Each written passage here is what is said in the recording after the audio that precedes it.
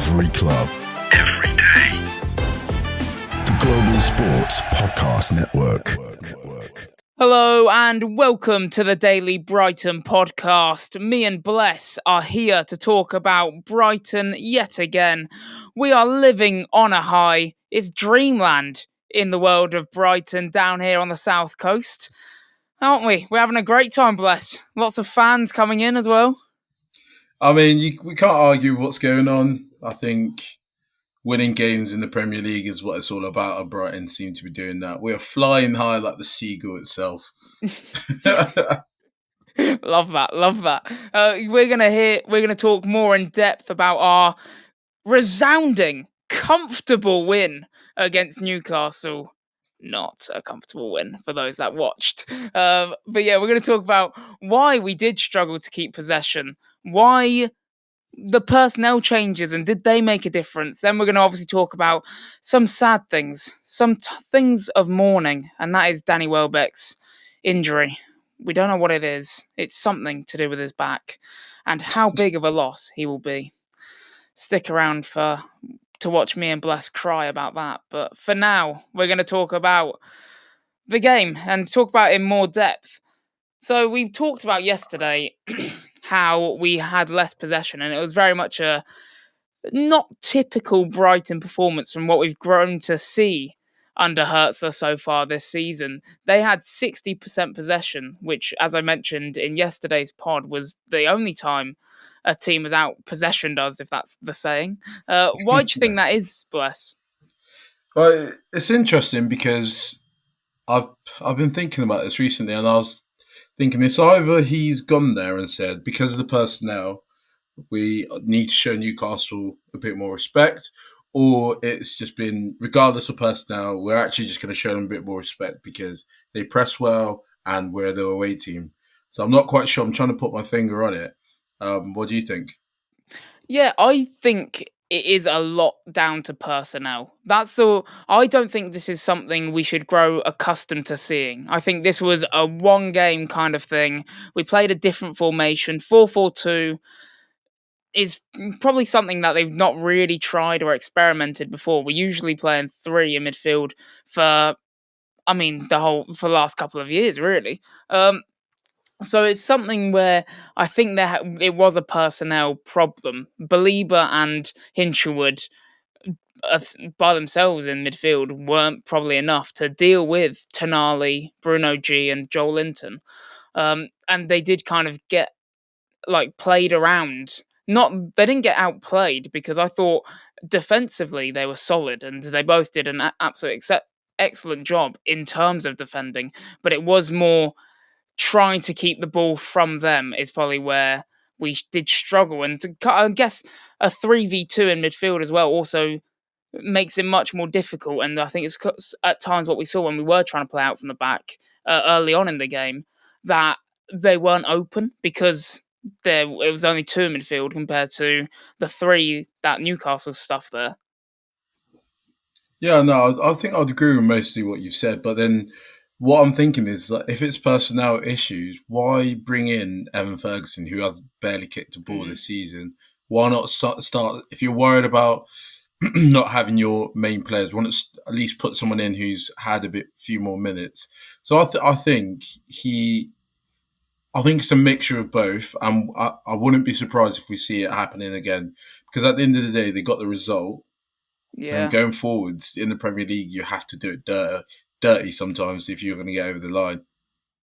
Yeah, and you said about we could see it again. I think against stronger teams, I think certainly like the Man Cities, no one keeps more possession than them, and potentially Liverpool's and things like that. Maybe Aston Villa as well. They're really impressive at the moment. So I think that is something where we will probably see this style of football again. And I wouldn't be too against it because, as you know, I've been a big advocate for we need to change up sometimes. Like, just look back at the Chelsea game where we did get kind of played off the park in terms of played off the park, even if my words came out, in terms of them just playing balls in behind and that being us being so weak to that. And I said in that game we should have sat deeper and then be more resolute as a defence rather than be so strict in what we were doing in terms of playing this high line to try and keep the ball, to then try and press high up the pitch. So I think this style of football, in terms of sitting back, could also suit us a lot. In terms of we've got the pace on the counter attack. We didn't have it yesterday. Mitoma came on and Minter and Adingra were both out. I think with knocks or something to do with international break. But I think going forward, I wouldn't be too against it because a ball in behind with Mitoma or Minter running onto it in acres of space is perfect for us. Yeah, I think it's that trying to bait teams on a little bit more. That could play in our hands as well. So if we're sitting a bit deeper, teams will, be comfortable in possession, and actually we can definitely hurt them on the wing. So yeah, I agree with that. It was interesting though, with the high line. I didn't really notice them going up too high. Did they step up high? Yeah, I noticed that too. I think that was something that must have been looked at during the international break. I think he must have taken that time to work or look at what we were doing right and what we were doing wrong in terms of then making the adjustments for it, because the high line won't work, and especially against Anthony Gordon yesterday, we didn't get to see him have like such open spaces in behind. I think they got in behind once with Isak, and that was just from a first time ball down the middle of the two centre backs. But that was the only time they were actually in on goal, like with a run in behind where they played into space.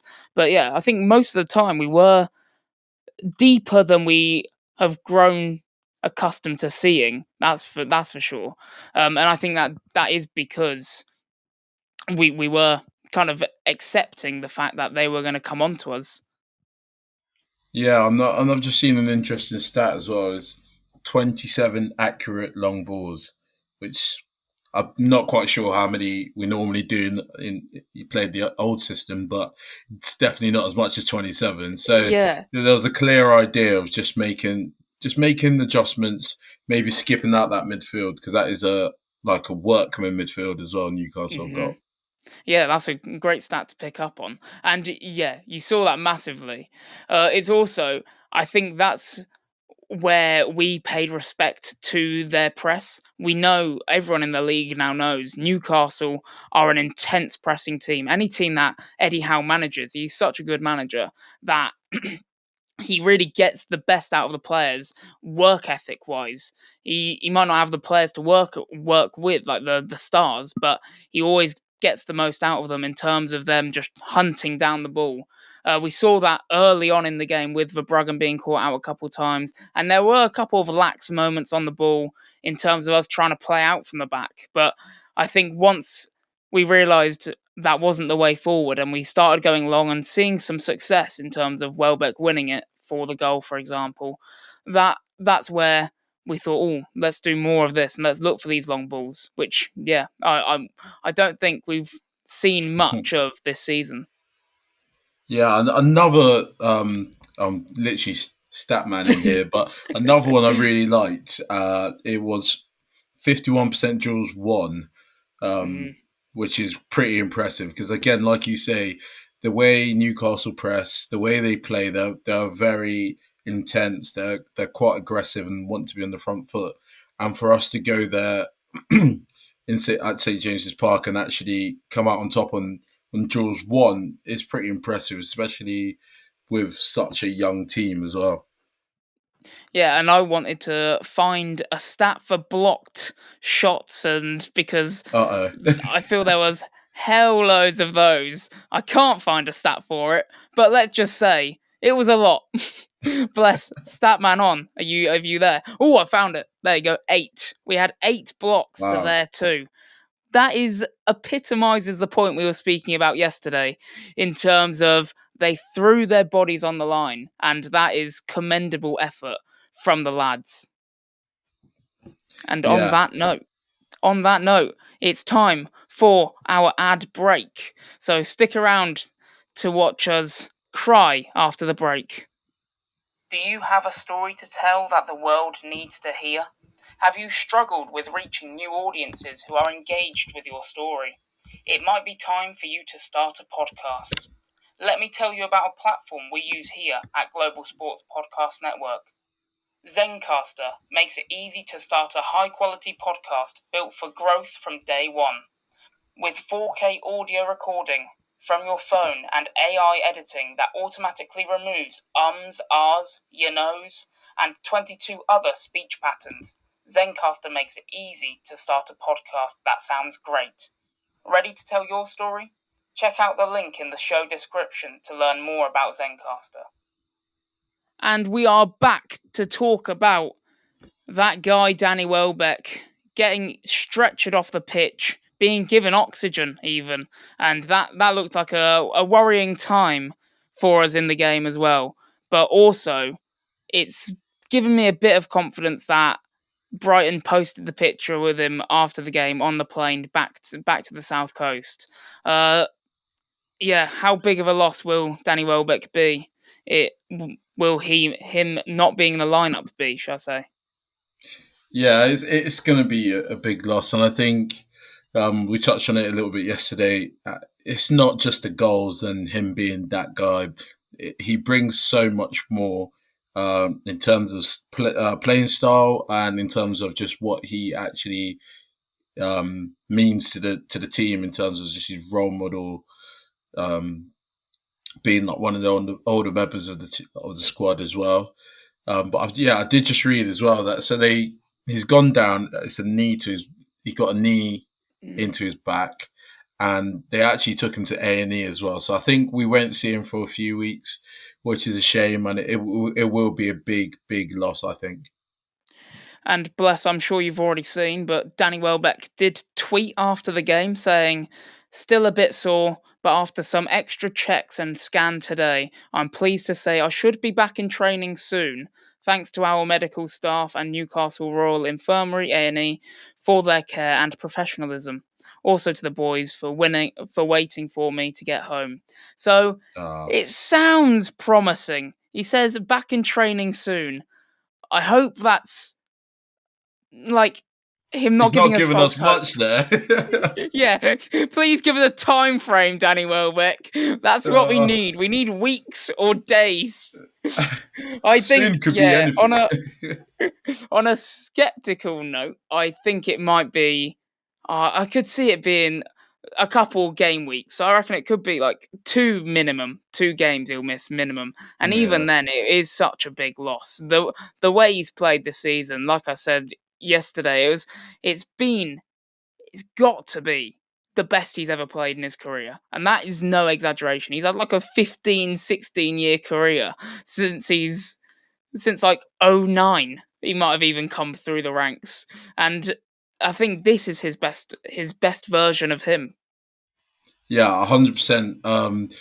It's just his in awareness and intelligence. Like he had to play a slightly different role because obviously Evan Ferguson's starting, and we touched on this yesterday as well. And he's just the way he adapts, and he's so selfless for the team. Like he'll lay the ball off and just go into a different space, or he's working back, tracking back as well. So he's a massive asset to play in that position behind the striker. If you're naturally a striker, is a lot of responsibility because you've actually got to track back and defend. I thought he did that so well, and we were talking off camera. Found out that he has not scored over 10 goals in the Premier League in his entire career. Let's pray. This is that season. I want 15 Danny Welbeck goals. 15 Danny Welbeck goals. I'll get a tattoo of a seagull. I'm going to hold you to that. And the only thing that's actually going to get in his way of getting this 15 Premier League goals are injuries. He's been injury riddled in the past, which is probably why he's never reached the 10 goal mark, which seems crazy to say. Danny Welbeck's never reached 10 goals in the Premier League in his entire career. This was the season he was going to do it. He's got 5 in 8 already. That's a fifth of the season. He was going to get 25 goals this season. He was going to contend with Erling Haaland because he's on a bit of a drought at the moment. He's going to contend with him for Golden Boot, I swear. Yeah, you've heard it here, guys. Take Erling Haaland out of your fantasy football. Captain that guy, Danny Welbeck. Obviously, he has to come back from injury. Yeah, Let's I was hope going to that's say probably after the injury. I probably wouldn't do that now. That's terrible advice for anyone that does play fantasy and listen to this. I probably would do that when he's back, not right now. You might be seeing him on the bench for a couple of weeks.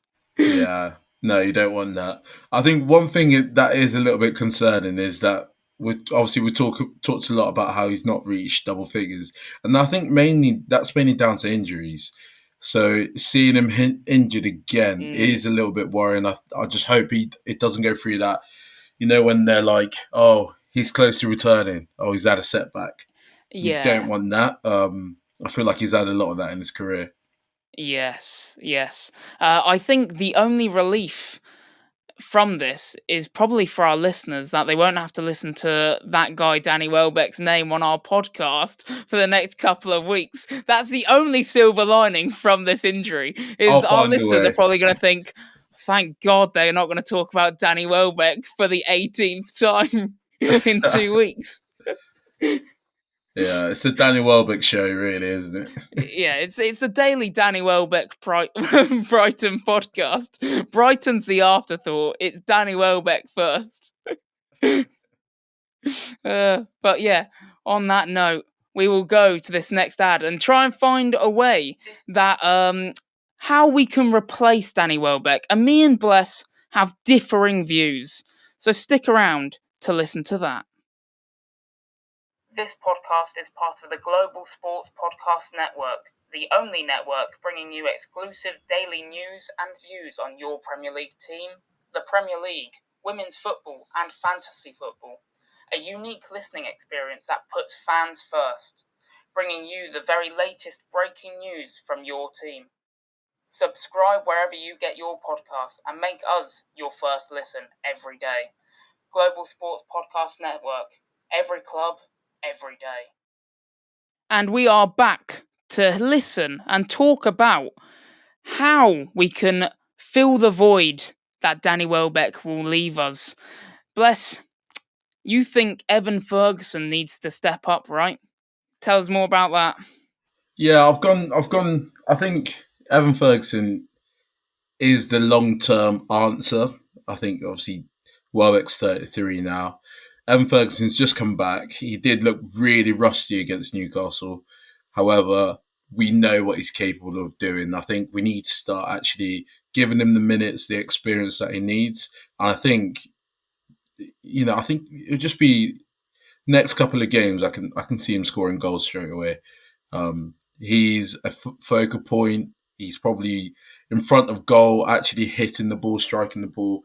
He's probably one of the best players we've got.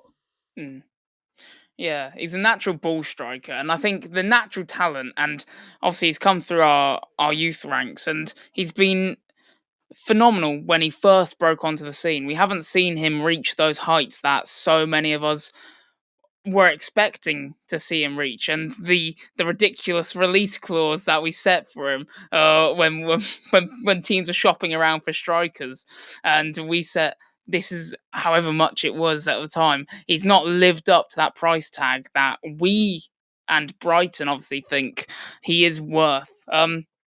My issue with Evan Ferguson starting the next couple of games is he, like you said, he did look really rusty against Newcastle.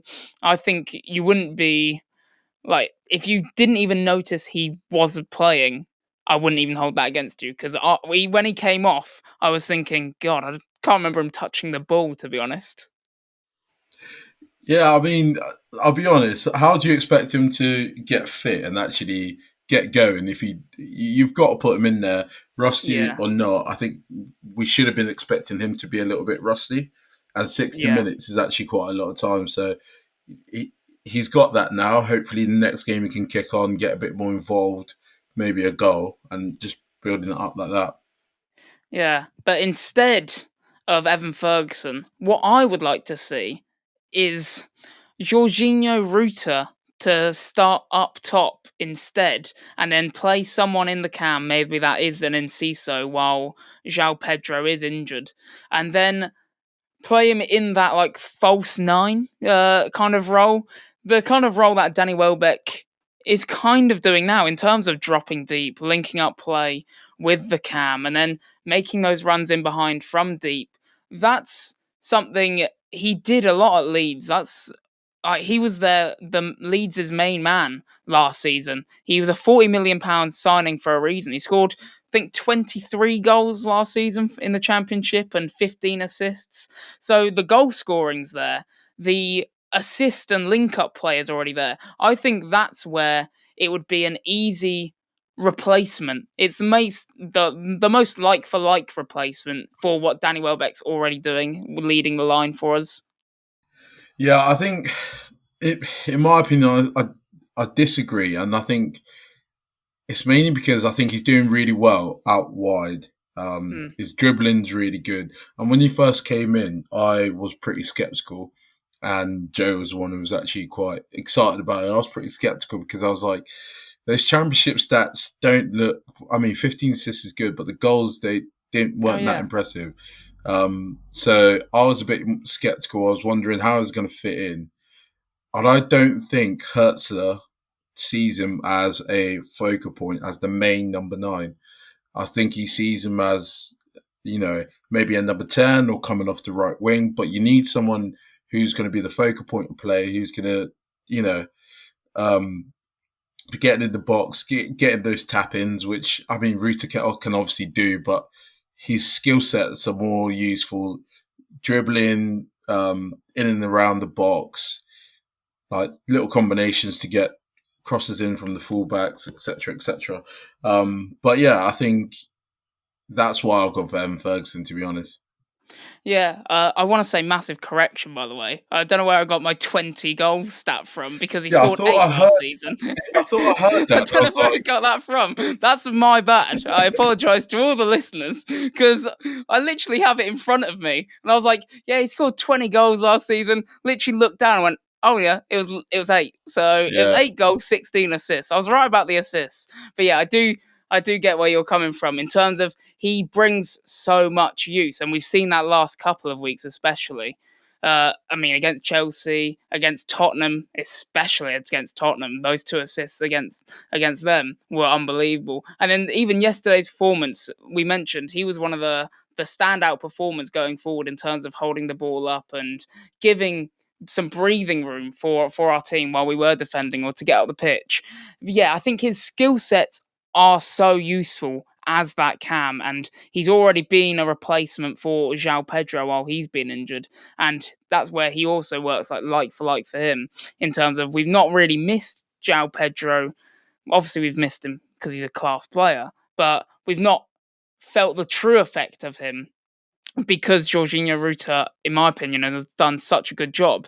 But yeah, I think it's still someone that could link up the whole attack. And my issue with Evan Ferguson is you say about, yeah, I think we could see him come into the goals.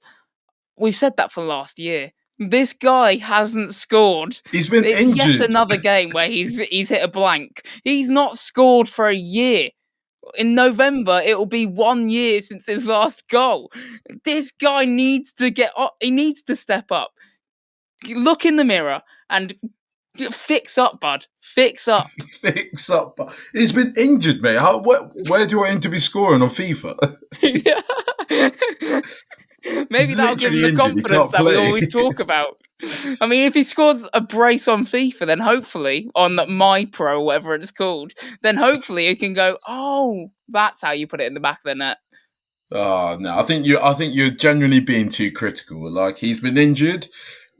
If the way we spoke about him, I think we have to actually remember what a player he is, and some of the goals we have seen of him. I know you're going to say it again. It was a year ago.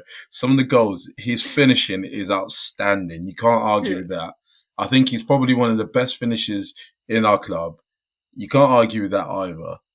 You just got to give him time. I think he's been injured. I can argue with that when he's not scored for a year. Yeah, he's a good ball striker. I wouldn't call him a finisher. I'd call Sergio Aguero a finisher. The guy scores every week. I'd call Erling Haaland a finisher. The guy scores a hat trick. He's got 9 goals in about 5 games or whatever it was. Erling Haaland. Evan Ferguson, we can't put in this picture of what a finisher he is when he's not scored for a year. And I don't care about the injuries. Fair enough, he was injured for time. But still, he's played. He can't even look into the squad. Every time he gets minutes, he doesn't score. He played against Ireland. He played for Ireland against like Faroe Islands. Guess what? He didn't score there either. This guy just doesn't score. What kind of finisher is this? Well, all I've learnt from this debate with you is that you are willing to make up fake stats about your player you're supporting. And also, you don't care if someone's injured. They should just be scoring goals. Yeah, I don't care if you're sat in the hospital bed. I want you to head it in. Just put the hospital bed by the goal in training and just knock it in with your head. Practice something, you know. But yeah, like you say, all my rant was basically went out the window when I started making up stats about Ruta and how many goals he scored. So the respect is gone. 23 goals and 15 assists. Yeah. That's a crazy season. What a phenomenal year that is. 23 goals and 16 assists. Yeah, I wish. Maybe that's what he can get this season when we put him up top for Danny Welbeck. Okay. Just another thing you said though. So Ferguson didn't score against Faroe Island. He didn't score for Ireland. No, I don't know who it was that they played.